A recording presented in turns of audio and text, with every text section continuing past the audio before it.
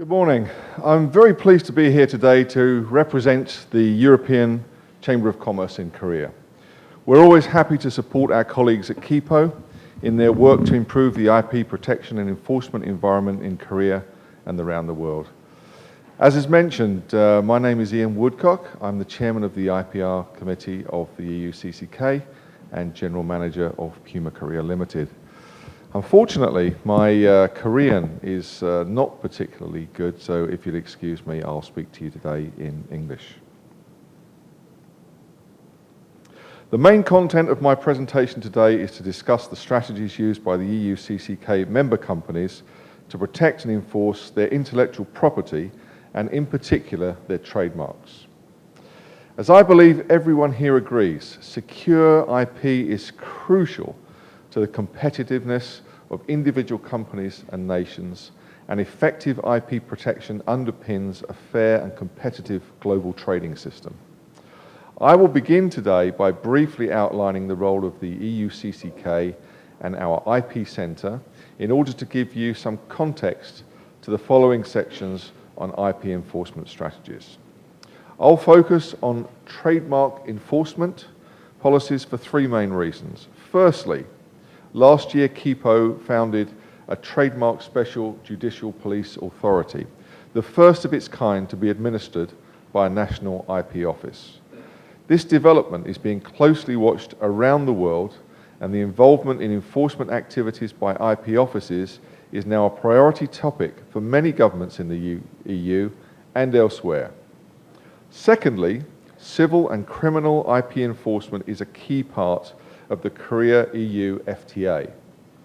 Although it's difficult to say how at this stage the IP chapter of the FTA will be implemented, we hope to see a continuing of the good bilateral relations and improving corporate IP environment. And thirdly, trademark enforcement accounts for the majority of the activities of the EUCCK IP Centre and is a top priority concern for our members in Korea and the Asia-Pacific region.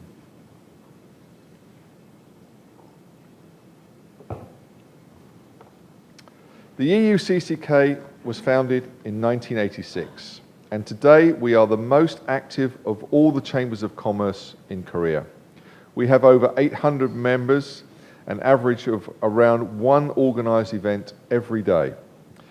This level of activity is structured around 27 committees organised by industry and specialist topic.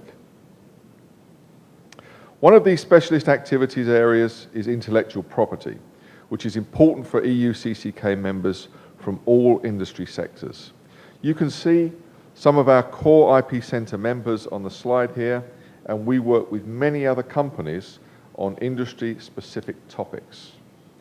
I've been the chair of the IP activities of the Chamber since 2008, and our main role is to provide communication channels between industry and government in Korea, and to act as a central contact point for both domestic and international IP organisations. Each year, the EUCCK collects members' feedback on the business environment in Korea, including IP issues, and establishes them in a position paper. As time is short, I won't go into details here, but more information is available on our website. Before looking in detail at brand enforcement policies, I want to briefly touch on the HR structure and IP protection within global companies. Previously located within legal divisions, IP is increasingly becoming a C-level management position. Indeed, many forward-looking companies now have CPOs reporting directly to the CEO. In Asia Pacific, most large global brands have a regional IP director based in Hong Kong or Singapore, with local staff and service providers reporting to regional headquarters. When deciding where to post IP-focused employees, brands must always balance the benefits between the available resources. The best results in any particular market are, of course, obtained by having people on the ground, but often the reality is that IP protection strategy must be implemented effectively through networks of external lawyers and service providers. Although there is no single best method of IP enforcement, three main objectives are common to most strategies.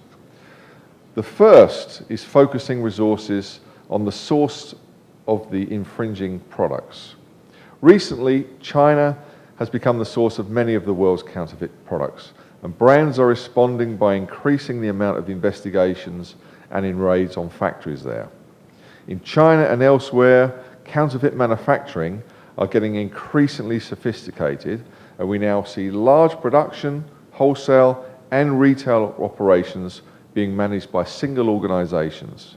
These networks spread around the globe and have multilingual web portals and various distribution methods.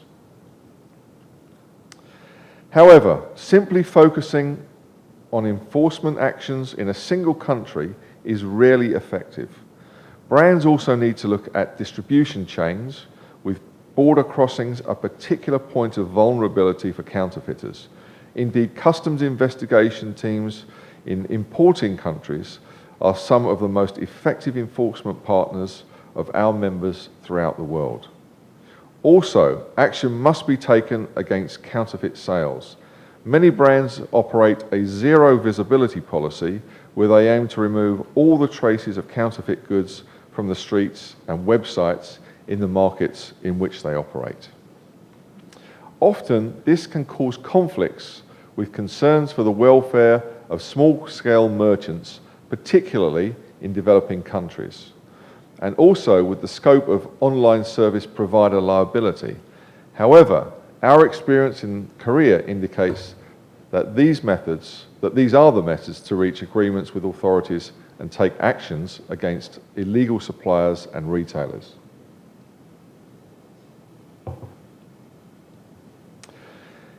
In addition to the supply chain actions, it's also important to implement large-scale consumer engagement campaigns on why counterfeiting is bad for society. It's crucial for any effective long-term IP strategy to reduce both supply and demand for infringing goods.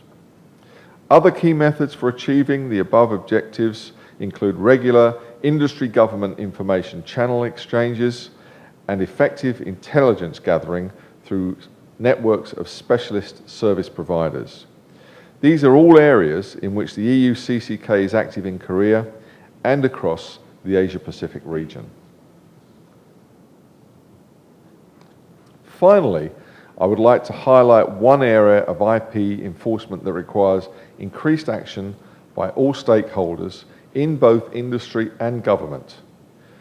IP infringement is now a cross-border phenomenon, and protection and enforcement strategies restricted to single countries will not be effective in the longer term. Organising parallel cross-border law enforcement action is not easy and requires complex diplomatic arrangements to be put in place for information to be effectively exchanged. Effective cross-border relationships take time to develop, even if treaties are relatively easy to sign.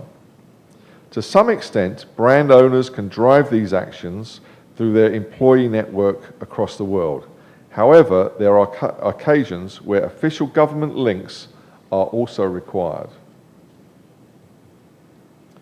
Your seminar booklet should contain some case studies of both effective and ineffective brand owner-led cross-border enforcement. And I will not go into further detail now, but it is clear from international experience that we need both brand owner-led international investigations and government-to-government enforcement channels. We require action by all stakeholders if we are to sustainably protect IP over the longer term. I would like to thank you for your attention and hope that this brief overview of IP enforcement strategies has been a useful part of this seminar program. Please visit our sites and keep in touch with the EUCCK IP Centre for more information. We're happy to work with all organisations and companies towards better global protection of intellectual property. 감사합니다.